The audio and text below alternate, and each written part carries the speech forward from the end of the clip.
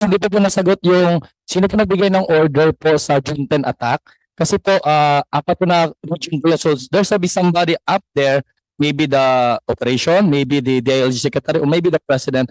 Kailan po masagot po yun? Kasi po, apat coordinated po yan. So may somebody up there. Talaga. Yes po. Hindi ba mangyari? Kasi nasagot po, Your Honor. Ko yun, nag-overall commander? Yung operation na yun? Major General Lee. Natanggal nga, na-relieve na, natanggal na sa pwesto. Major General Lee. Ronald Oliver Lee. Natanggal na po, Your Chair. Kasi may ginawa pong violation siguro, Mr. Chair, no? Well, yeah. Last na lang po, Mr. Chair, kasi after po ng August 5 or before August 5 pala, madaling araw, nag-attack naman po kasi yung mga pulis sa isang compound namin. Tapos walang warrant, wala lahat. Tapos dinutukan ng baril, pinadapa.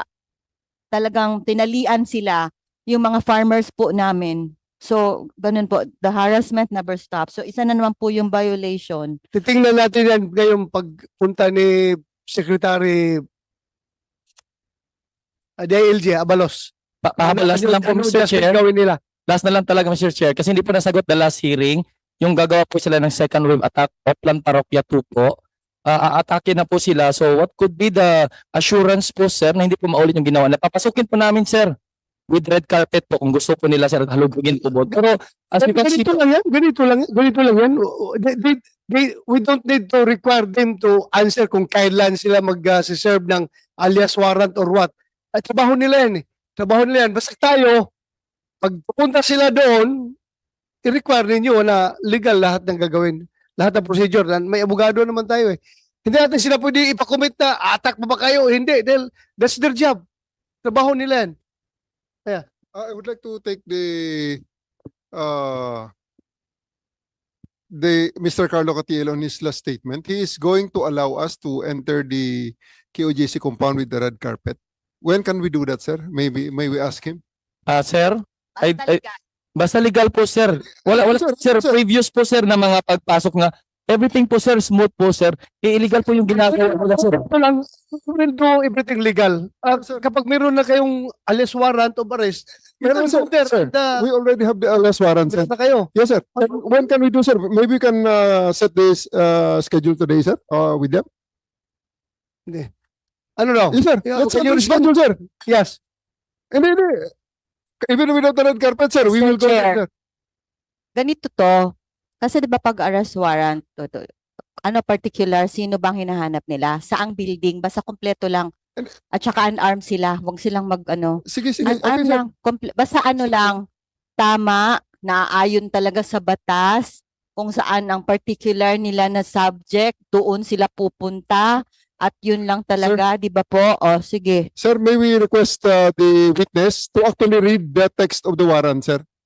Yung text ng warrant of arrest, sir, para ma-read na lang nila, Sige, sige. sir. Basahin mo. They read on their sir. Hindi ko dala, sir, eh. Pero kung makita nila, sir, Mr. Kibuloy found at ito, and elsewhere. Sir, Ano Sir, elsewhere? hindi pareho, sir, yan sa search, Mr. Chair. The warrant of arrest is different from the search warrant. Let us not be Ano confused with elsewhere? that. Anong elsewhere? Anong elsewhere? Kasama ba yun, sir? May elsewhere? Wala. Hindi nila dala yung warrant. Basahin mo na Tanungin namin. natin yun. Dito, para bago tayo mag-suspend, sir, basahin natin yung alias warrant ninyo. Para Yes, legal lang. they are there to serve the warrant of arrest. Yung declaration kasi niya, 1,500. If that is the case in 1 month, that is not service. That's living there already, Your Honor. That's Correct. invasion already. At Correct, baka correct. magpapadap na kayo sa amin. Correct. Sige lang, yung sana yung warrant na yun, basahin natin para What? for the record, makita na marinig dito sa committee. Normally, sir, it can be done. At saka, Mr. Chair, the address in the warrant is perfunctory. Kasi, ibig sabihin, pag wala ka sa bahay mo at lumipat na, there's really no need for the police to declare on the warrant that you'll be found in another place. Mr. Chair, niloloko naman tayo dito, sir, eh. Iba yung search warrant, iba yung warrant of arrest. Search warrant sa warrant of arrest, sir. Oo. And You can be arrested anywhere Kung may warrant of arrest ka, Correct, sir. kahit na saan within the jurisdiction ng ah, Philippine Republic. Why are they already telling us that we cannot arrest them if we will say that he is in the dome and we will not declare he is in the SMNI building? Will that make the warrant invalid? Sa ating warrant nyo, Yun basahin, lang. basahin nyo. Basahin nyo. Sige, basahin nyo. Pero,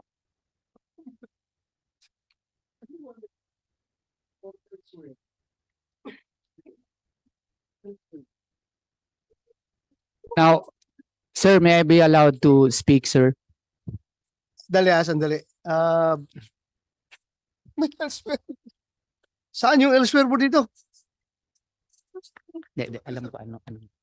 Urbano Velasco, pinagbuhat ng Pasig or elsewhere and who have been charged with me. Kasi, Your Honor, You are hereby commanded to any officer of the law. You are hereby commanded to arrest one Apollo Kibuloy, Jacqueline Roy Crescente, Canada, alias Inting, tapos Kalina,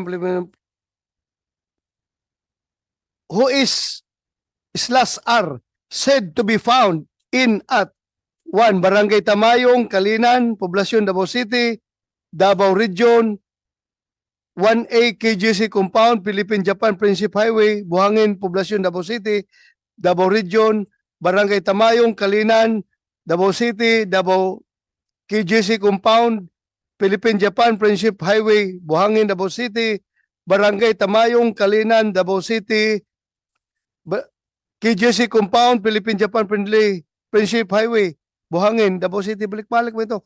Barangay Tamayong, Kalinan, Davao City, KGC Compound, pertaining to kada isang kuan siguro ito, isang accused.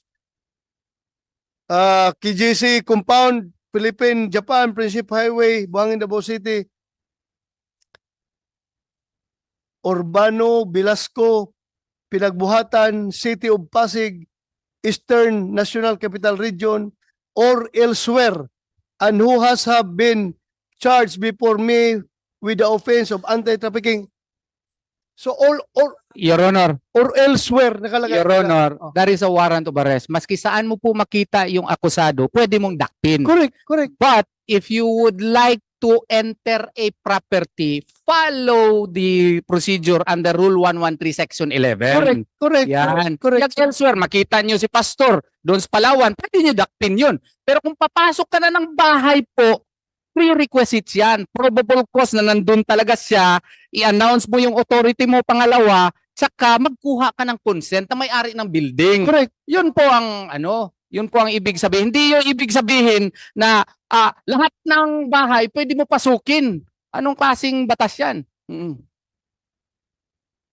Diba, sir? Sige. Siguraduhin lang na sino sa particular place, hindi yung lahat sila sa isang compound, sabay-sabay. Pero magkuha na ganito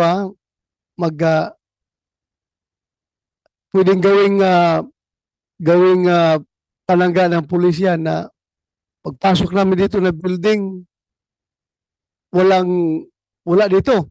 Tapos nakatangkap kami ng text nasa next building pala. O punta na naman sa doon. Tapos may panibago akong informasyon na dito pala sa pangatlong building. Papasokin na naman namin. So parang lumabas niya ngayon, nag-conduct sila ng search warrant.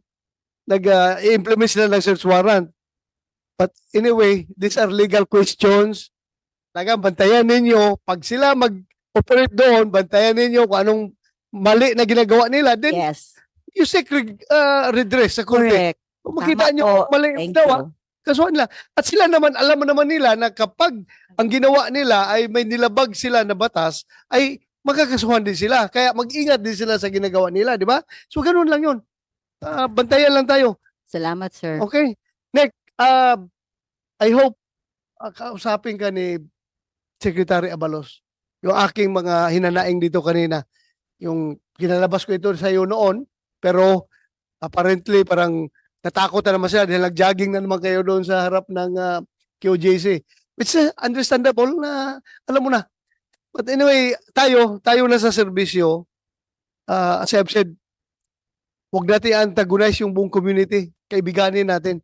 Basta hanapin na nyo kung hanapin, walang haharang sa inyo. Hanapin ninyo yung may warrant of arrest. Hindi kayo harangin dyan. Pero ang taong bayan lang, huwag nyo antagonize lahat. Yun lang. Ha? With that, maraming salamat ha, sa inyong lahat. Thank you very much. Sana wala na tayong pangatlong hearing kung maayos na ito. Sana pagpunta ni Secretary Abalos doon, maayos na ito lahat. Thank you. Maraming salamat sa inyo lahat. Thank you.